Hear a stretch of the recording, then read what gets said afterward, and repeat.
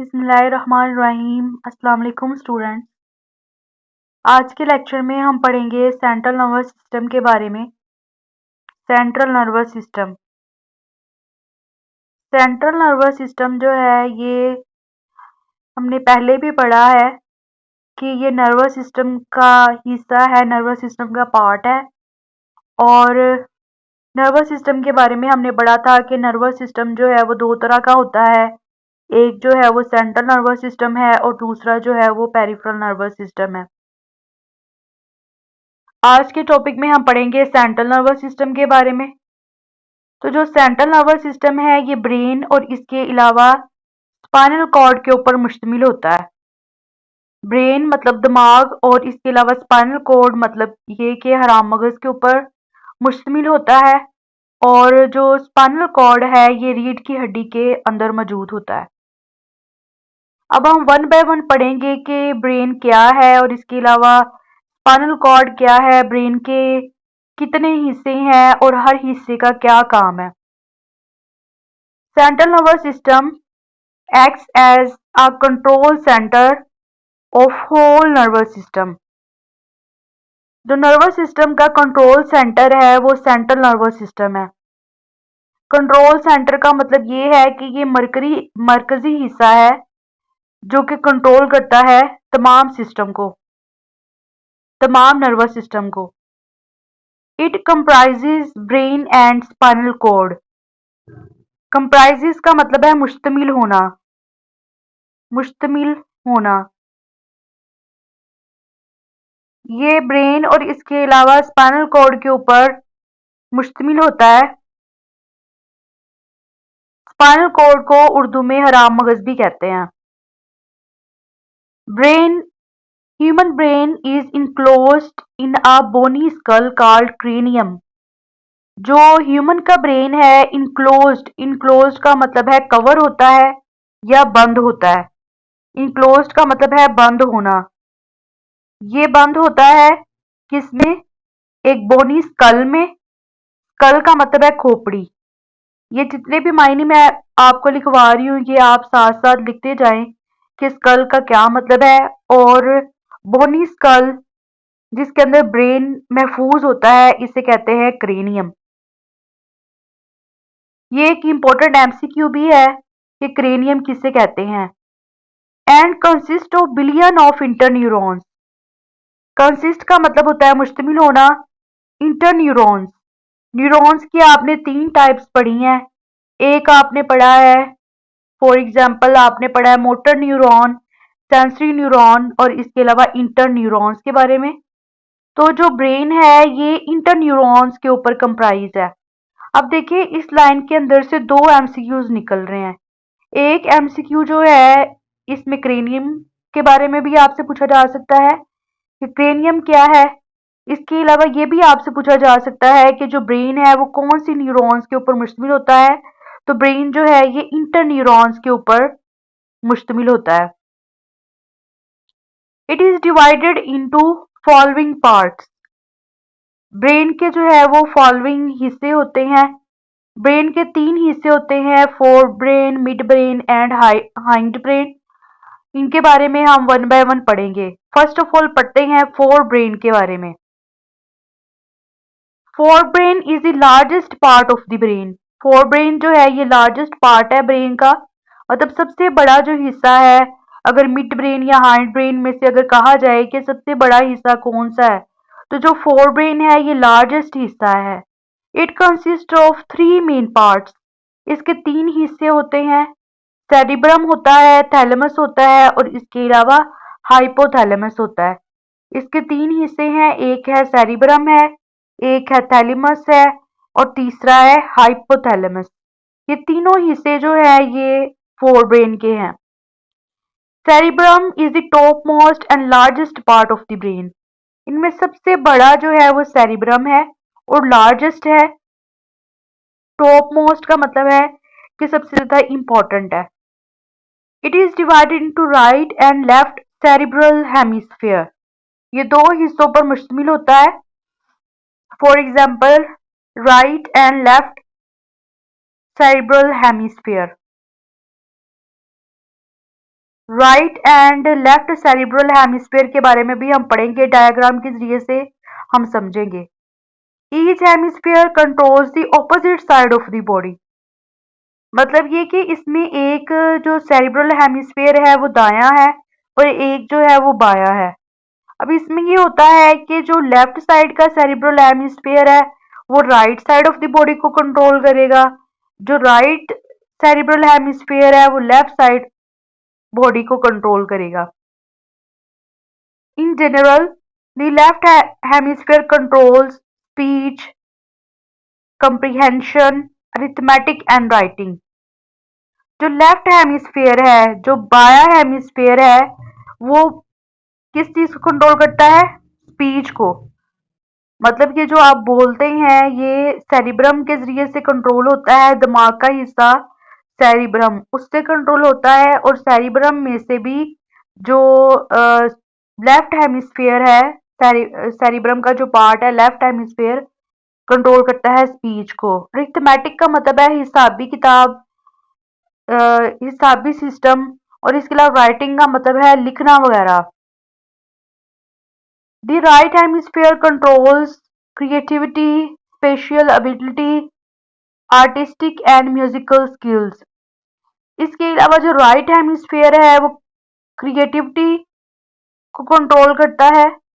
मतलब अगर कोई पर्सन है उसमें ये एबिलिटी है कि वो बहुत ज़्यादा वो क्रिएटिव है, आर्ट वर्क बहुत अच्छे तरीके से कर सकता है, ड्राइंग बहुत अच्छे तरीके से कर सकता है, या डेकोरेशन बहुत अच्छे तरीके से कर सकता है, या पेंटिंग बहुत अच्छे तरीके से कर सकता है, या गाना बहुत अच्छे से गा सकता है, तो ये राइट हेमिस्फीयर इसको कंट्रोल करता है।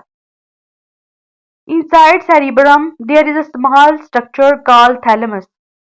इसके अलावा सेरिब्रम के अंदर एक छोटा सा स्ट्रक्चर होता है जिसे थैलेमस कहते हैं। It controls many sensory functions. Thalamus का काम है कि बहुत से ये सेंसरी फंक्शंस को ये कंट्रोल करता है। Hypothalamus lies at the base of thalamus. Hypothalamus जो है वो थैलेमस की बेस के ऊपर कंप्राइज होता है। मतलब जो हाइपोथैलेमस है वो थैलेमस की बेस पे होगा। It controls body temperature, hunger and thirst. Hypothalamus जो है वो बॉडी टेम्परेचर मतलब जिस्म का दर्जा हरारत, इसके अलावा भूख और प्यास को कंट्रोल करता है।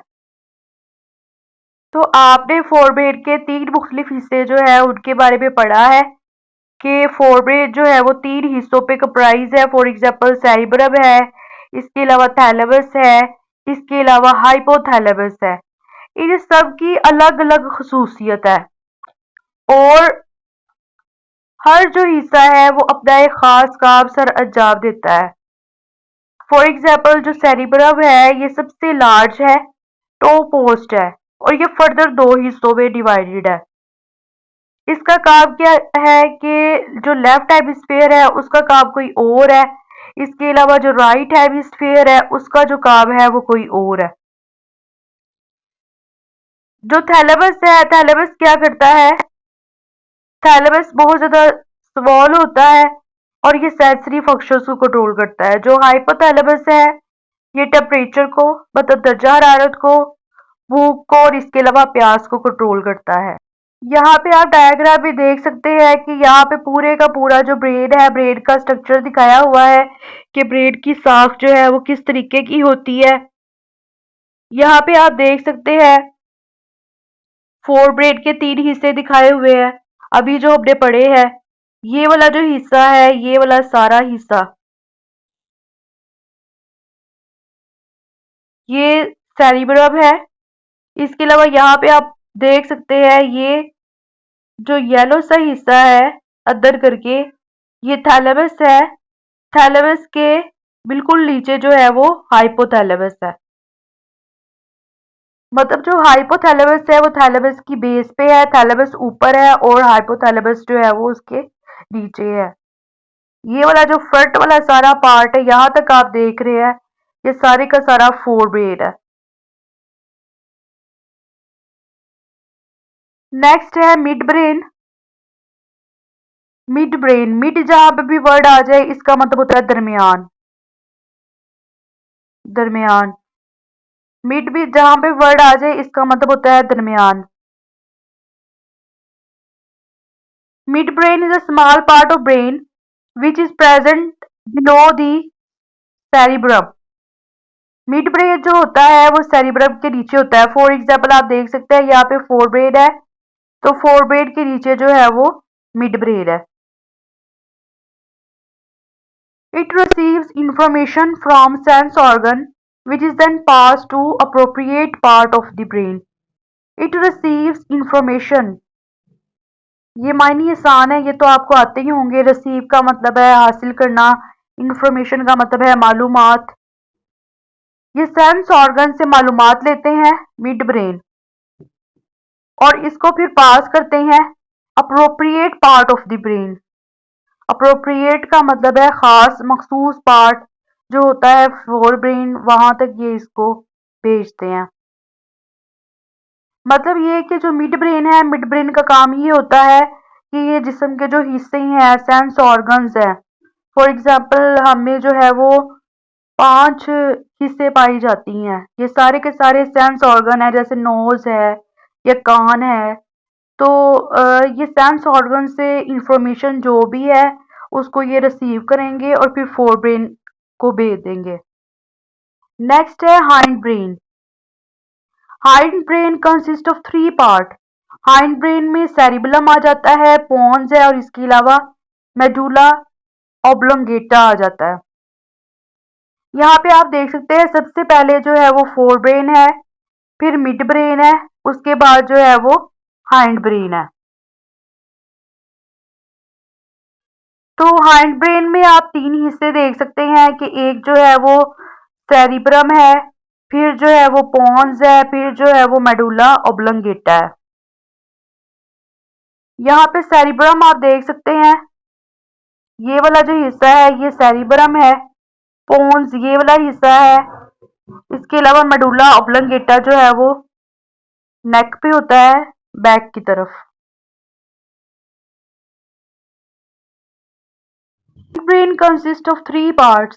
सेरिब्रम है, पोन्स है, इसके अलावा मेडुला ऑब्लोंगेटा है। Cerebrum lies under the back part of the cerebrum. सेरिब्रम के बैक पे मतलब नीचे की तरफ ये सेरिब्रम होता है। It acts as a controller for maintaining the body balance and making precise and accurate movement. ये बॉडी मूवमेंट मतलब बॉडी की हरकत को ये कंट्रोल करता है सेरिब्रम। इसके अलावा बैलेंस को ये कंट्रोल करता है। मेकिंग प्रिसाइज, प्रिसाइज का मतलब है बिल्कुल ठीक। एक्यूरेट का मतलब भी ठीक है, मतलब ये प्रिसाइज और इसके अलावा एक्यूरेट जो मूवमेंट है उसको ये करता है। मतलब जो हाइंड ब्रेन है, हाइंड ब्रेन का काम है कि इसे मूवमेंट को कंट्रोल करना है। जो पोन्स है ये ओवल स्ट्रक्चर होता है प्रेजेंट बीनीथ मिड ब्रेन। जो पोन्स है ये ओवल है और मिड ब्रेन के नीचे है। ओवल का मतलब है ये इस तरह से होता है और ये मिड ब्रेन के नीचे होता है।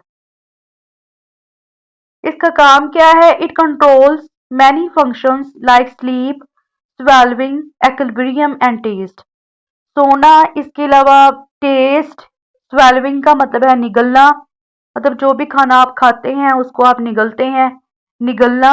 एक्विलिब्रियम का मतलब है बैलेंस, मतलब अगर आप खड़े हो रहे हैं तो आप बिल्कुल सीधे खड़े हो रहे हैं। ये सारी चीजें पोन्स कंट्रोल करता है। पोन्स क्या कंट्रोल करता है? नींद भी पोन्स कंट्रोल करता है। टेस्ट, स्वेल्विंग का मतलब है निगलना, एक्विलिब्रियम का मतलब है बैलेंस भी पोन्स कंट्रोल करता है। Medulla oblongata forms the posterior part of the brain. Posterior का मतलब है बैक। एक होता है एंटीरियर, एंटीरियर का मतलब होता है फ्रंट, और जो पोस्टीरियर है, पोस्टीरियर का मतलब होता है बैक। जो मेडुला ऑब्लोंगेटा है ये ब्रेन का पोस्टीरियर पार्ट बनाता है। फॉर एग्जांपल अगर इस तरह से है ब्रेन, तो ब्रेन का ये वाला जो नीचे की तरफ है टेल वाला हिस्सा, ये जो है ये मेडुला ऑब्लोंगेटा होगा। Medulla oblongata forms the posterior part of the brain where it is connected with the spinal cord, और ये स्पाइनल कॉर्ड के साथ कनेक्ट होता है। Medulla oblongata controls heart beat, दिल की धड़कन को ये कंट्रोल करता है, सांस लेने को कंट्रोल करता है, इसके अलावा निजाम इंहजाम को ये कंट्रोल करता है। Medulla oblongata keeps on working when rest of the brain goes to sleep. Medulla oblongata जो है वो काम करता ही रहता है, जबकि जब सो रहे होते हैं तो बाकी जितना भी ब्रेन है वो स्लीप पे होता है। तो मेडुला ऑब्लोंगेटा का क्या काम है? दिल की धड़कन को ये कंट्रोल करता है, सांस को, और इसके अलावा डायजेशन को ये कंट्रोल करता है। तो स्टूडेंट्स, आज के लेक्चर में हमने पढ़ा है ब्रेन के बारे में।